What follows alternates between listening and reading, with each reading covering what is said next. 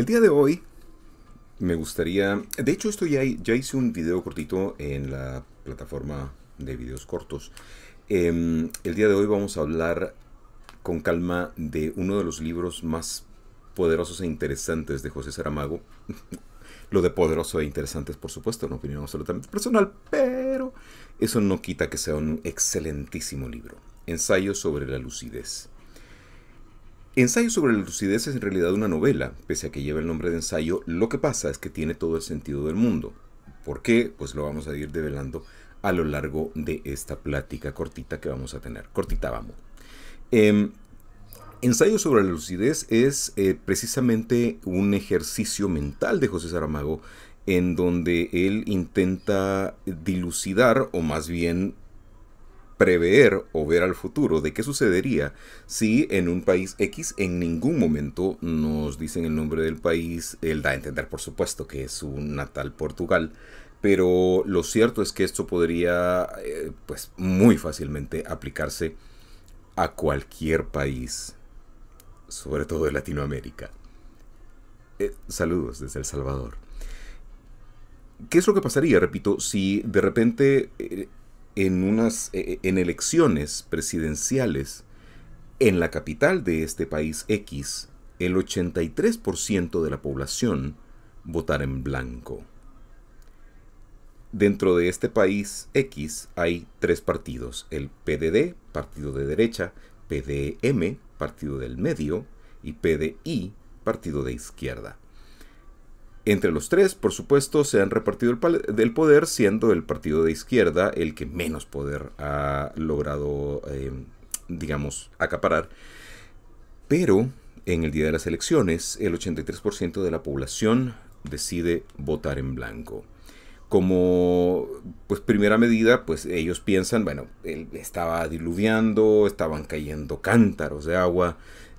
Tiene sentido de que la población haya decidido pues no abocarse a las urnas y ejercer su derecho ciudadano al voto y seguir practicando una ya bastante vieja y decadente democracia. Le dije que le saludaba a El Salvador.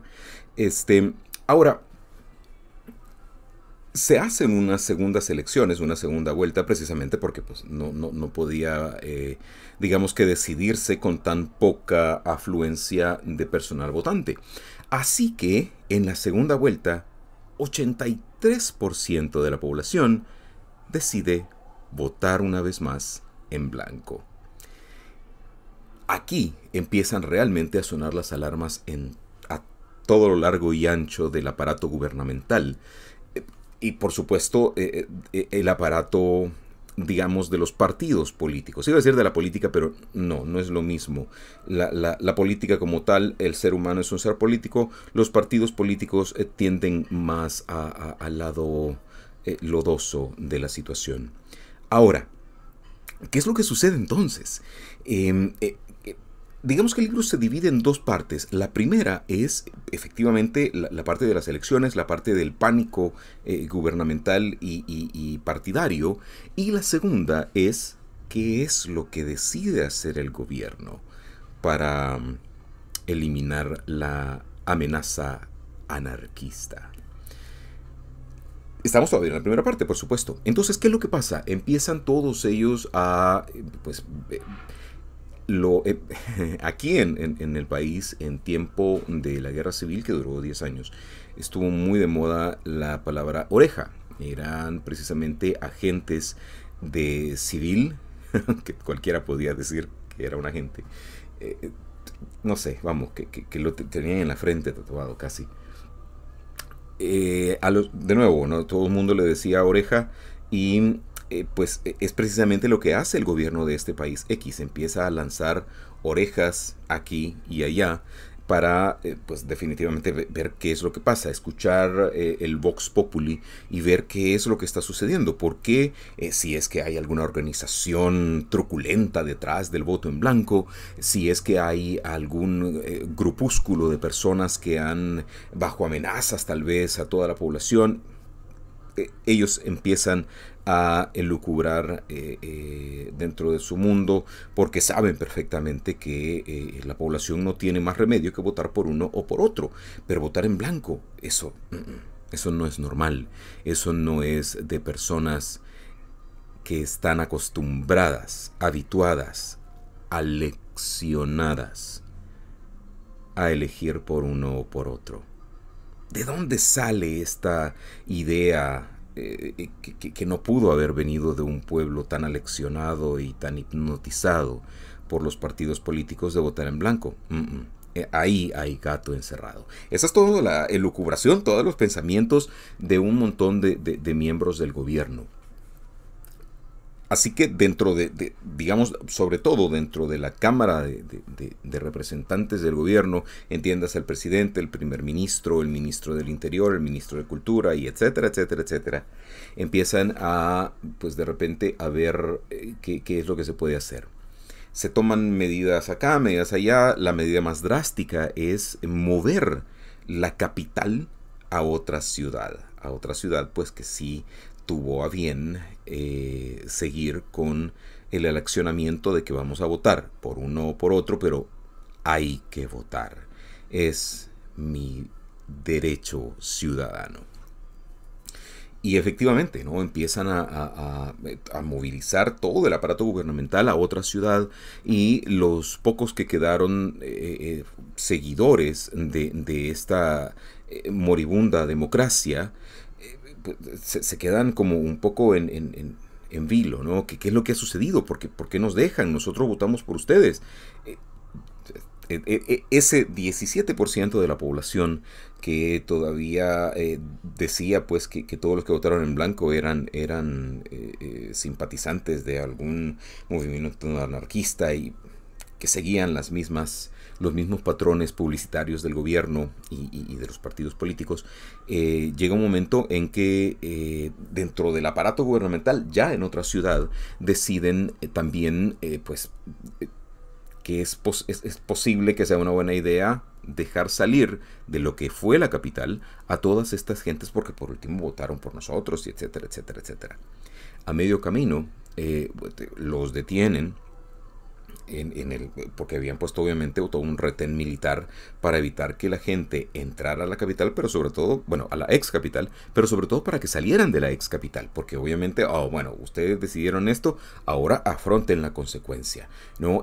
Como el niño mal portado que encierran en su cuarto y le dicen aquella frase típica bastante tonta de aquí te vas a quedar meditando en lo que hiciste. Igual, exactamente igual. Así que, bueno, los detienen a toda la población que había salido, y algo interesante, toda la población que había quedado en la ex capital les ayuda. Les ayudan a cargar las cosas, a cargar con los abuelos enfermos, a que se vayan. Todos esperaban, por supuesto, que hubiera una revuelta de que no, ustedes no salen de acá, ustedes son unos traidores, pero no. ¿No? Lo más lógico, según los mismos pensamientos del gobierno, era, no, pues aquí se va a armar la de San Quintín y va a haber algún despelote y va a haber tal vez heridos o peor aún alguien desvivido, etcétera, ¿no? Pero no.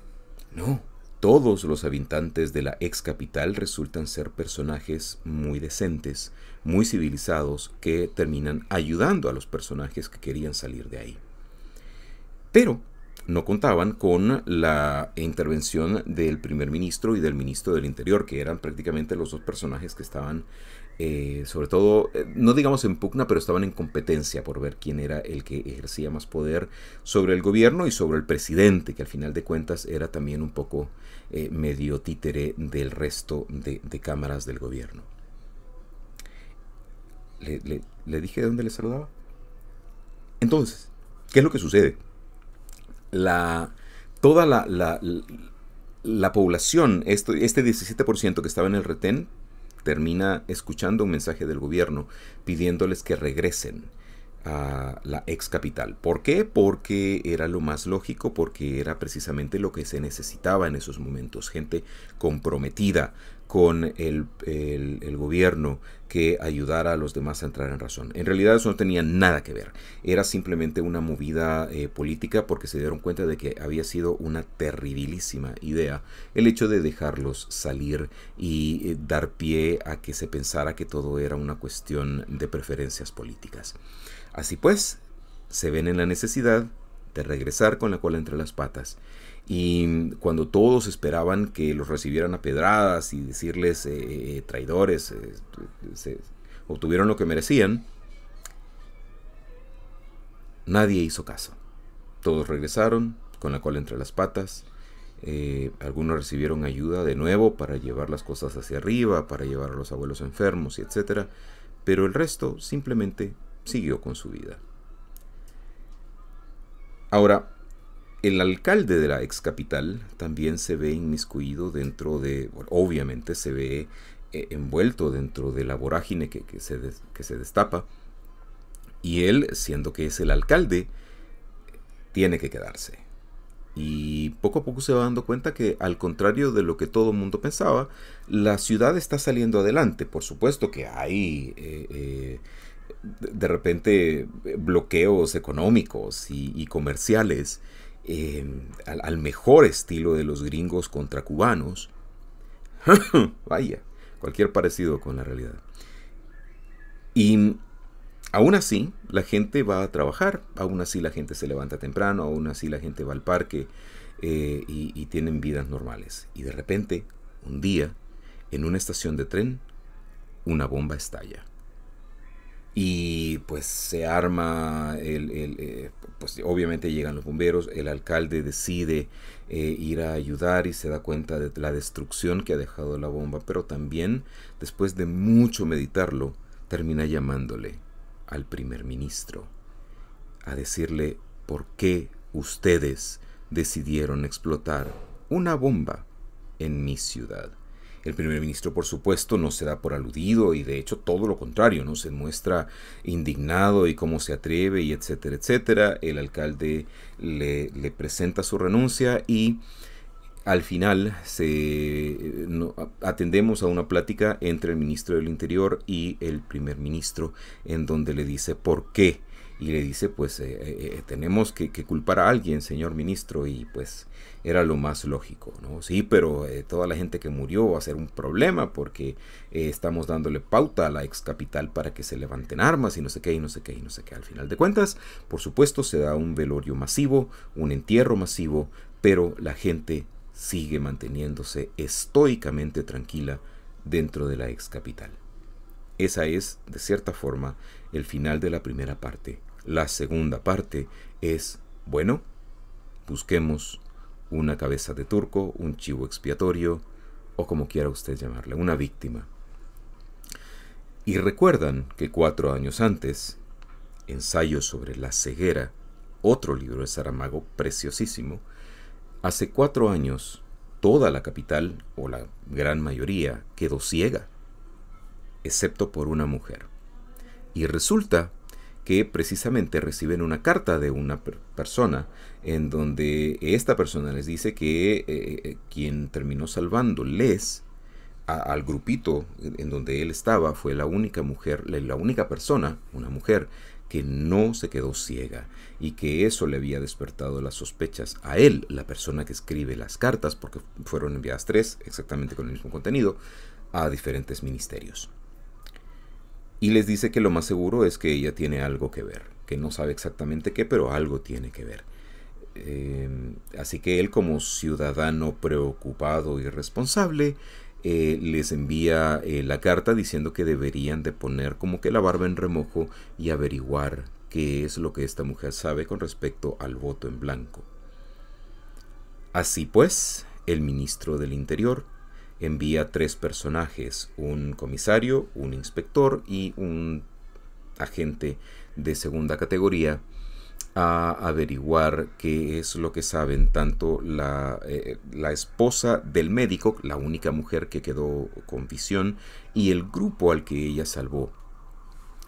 Y pues poco a poco van averiguando una serie de cosas. El comisario, sobre todo, por sobre cualquier otro personaje, termina cayendo en la cuenta de que, uno, la mujer no tuvo absolutamente nada que ver.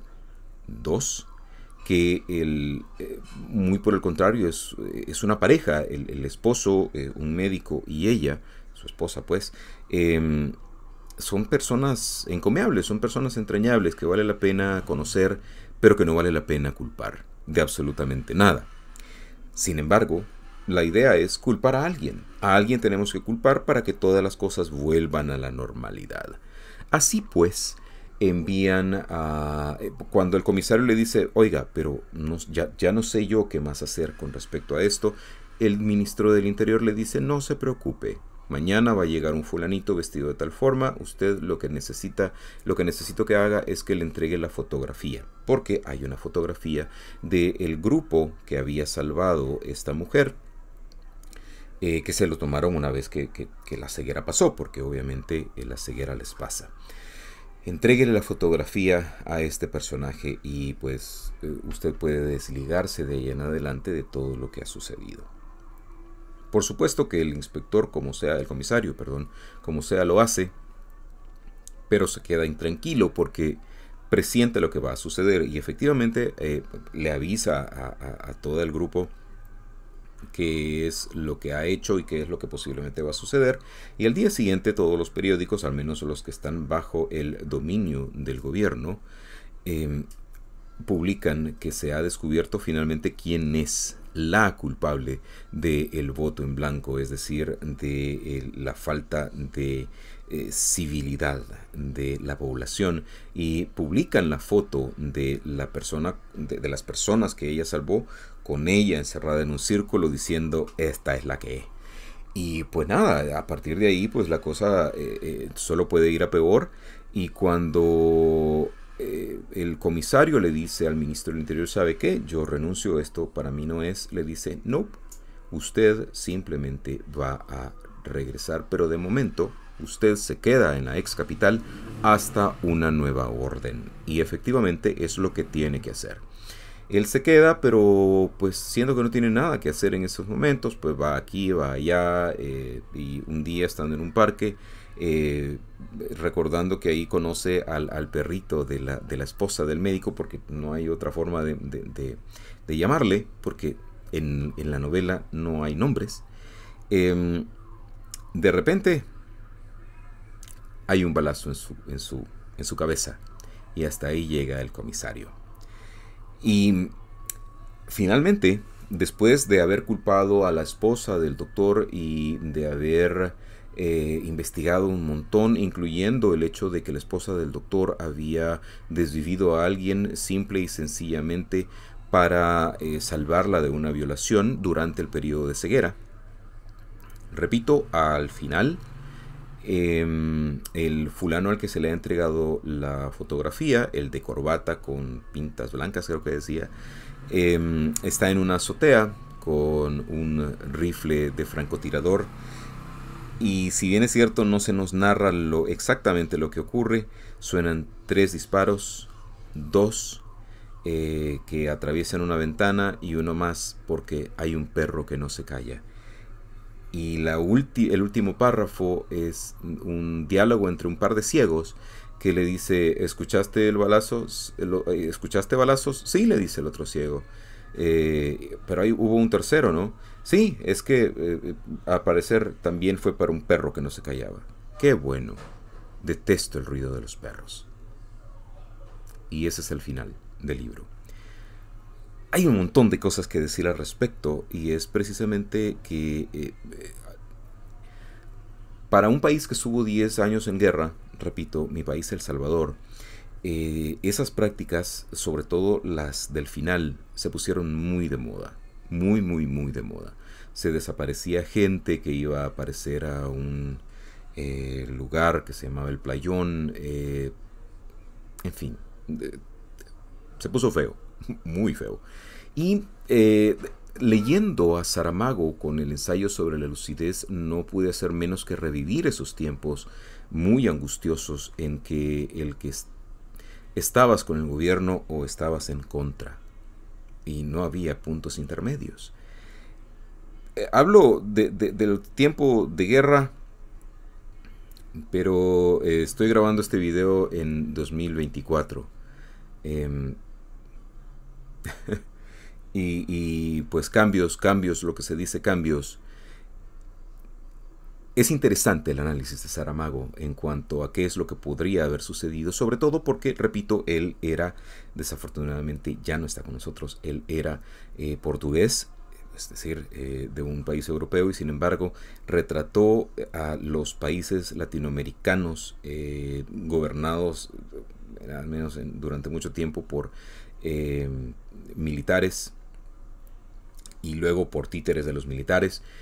Lo retrató de una forma espléndida y maravillosa, y es precisamente eso lo que a mí me queda del libro, ¿no? Como al final, después de hacer un esfuerzo imaginativo, pero obviamente también después de documentarse muchísimo, la novela resulta ser un retrato excelentísimo de nuestra realidad latinoamericana. Me atrevería a decir que de varios continentes, no solo el continente americano.